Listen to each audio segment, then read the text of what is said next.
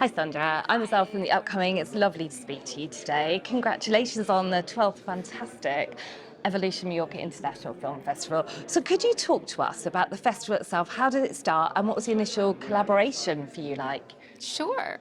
Well, it started because I myself, I'm an actress, but I went back to film school and I graduated in directing and producing. And my thesis film went to a couple of festivals.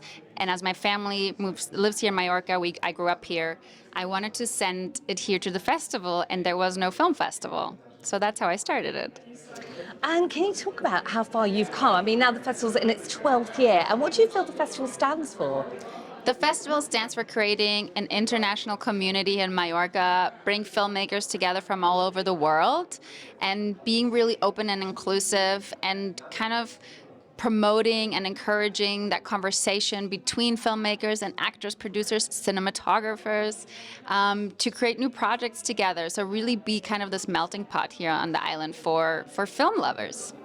And can you talk to us about the judging panel? I mean, how that process goes and how do you get people involved in that? How does that start? Yeah, forming the jury every year is an interesting process. It usually starts around April, May, when I start talking to people. And we like to have a mix of filmmakers, like directors, actors, but also journalists. And of course, we like to, for example, we get Made in Balearic filmmakers or journalists from the Balearics to judge the international sections, and then vice versa. We have international filmmakers or journalists, like, for example, Stephen Pizzello from American Cinematographer this year, who's on the Feature Film International jury. So we really like to create a nice, diverse mix there also. And how important are festivals like this kind of championing sort of the diversity in the filmmaking and bringing varied movies kind of to the Balearics? Yeah, again, we like to be a platform for all types of films. Well, no, not all types of films, but I think we want to really show that diversity and this year we have films from 25 countries, and our submissions were probably over 40 countries that we got movies from.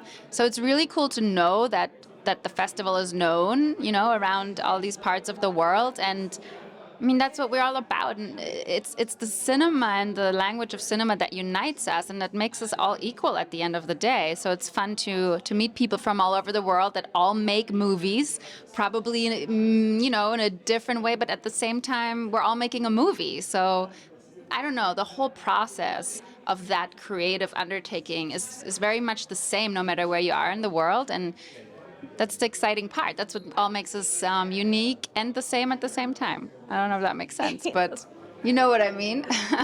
And also we've got Daniel Brawl, Suzanne Beer and Isabel Cosé amongst the awardees this year. What do you admire most about their work? What makes them kind of stand out? Well, what makes them stand out is that they, again, reflect this bridging cultures, bridging people theme, where they have all worked in different countries, in different languages. Daniel Brühl, he's half Spanish, half German, but he just did the series about Karl Lagerfeld in French. And I just love how he can jump from one to the next and just kind of seemingly easy just do that. And that's really inspiring, yeah. And obviously this year's focus is on cinematography and women in leadership. So why spotlight that for this year? So yeah, the Spotlight, the cinematography focus we started last year was the first edition, and the whole reason why it started was because my husband is a cinematographer, and he said, why don't you do something for us? You always do stuff for producers and actors because that's who you are. But I said, you know what, we should. And then we contacted cinematography media and cinematography, brands that create cameras and lenses, and they just jumped on it right away. And they were so grateful because they said, well, there's like 2 cinematography heavy festivals in the world, but usually regular festivals don't promote that part of filmmaking, and it's kept in the dark. And so they were very grateful, and it had like an immense energy behind it right away. And then for the women in leadership, I think maybe it has something to do that I myself am a woman and I run this festival, and I'm naturally supportive of women. However, I never wanted to, like on my third or fourth year, I had a couple of women came up to me, filmmakers, and say, why don't you give like the best female filmmaker award? And I was like, that sounds kind of weird to me. I mean, why would you be the best as a woman? Why can't you just be judged in the category with everyone else? Like, where there's a male director and a non-binary director, whoever wants. You know, it's about you and your creative journey and what you do in filmmaking and not how you identify who you are. So I never did that, and I'm proud that I never fell into that, hole. So, but on a general level, of course, I like to highlight women, and this women in leadership panel is really important because, yes, we always get the shorter end of the stick in anything we do. So it's just important to highlight us and give even a bigger platform.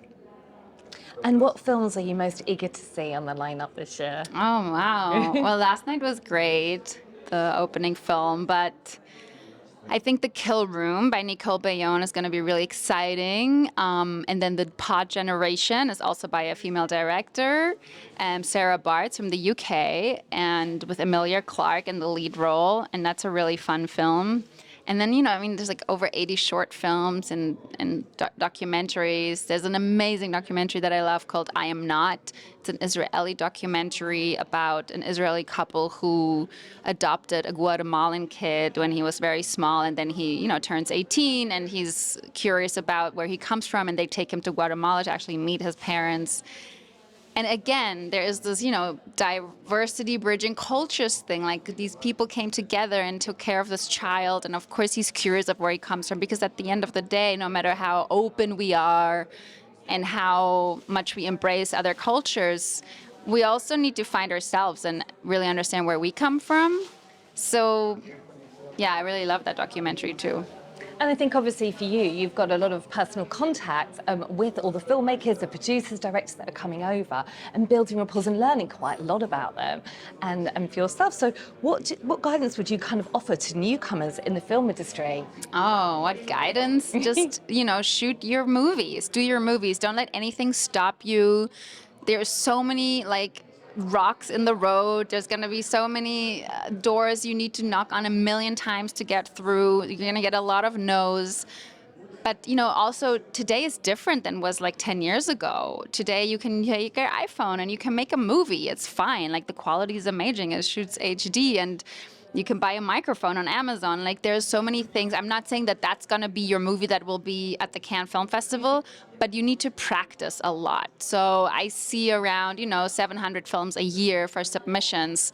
And I can tell right away, if somebody, has done a couple of movies and has been practicing. Practice makes perfect. And your first short might not go to a lot of festivals, but just keep making them. Stay true to your vision, stay true to your team, build a really good team around you, and keep bringing them back, and be passionate about it. I think if you're passionate about something, a team will follow.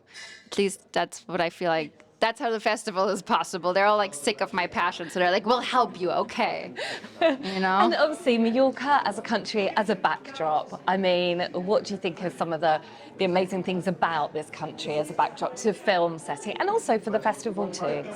I mean, Spain has an incredible film industry, obviously, and there's some incredible filmmakers that make the industry stand out on an international level, like Isabel Coixet, one of our awardees this year. But of course, there's Almodovar, who we hope to bring to the festival at some point. Last year, our guest was Laia Costa, who was actually the lead actress in our opening film. And she's incredible. And she's actually has not worked that much in Spain. She started her career on an international level and in German films as a Spanish actress. So again, going back to the question you just asked me about what advice do I have, don't limit yourself with your beliefs. Anything is possible. Oh, thank you so much for speaking to me today, and good luck with the rest of the festival. Thank you. Very exciting.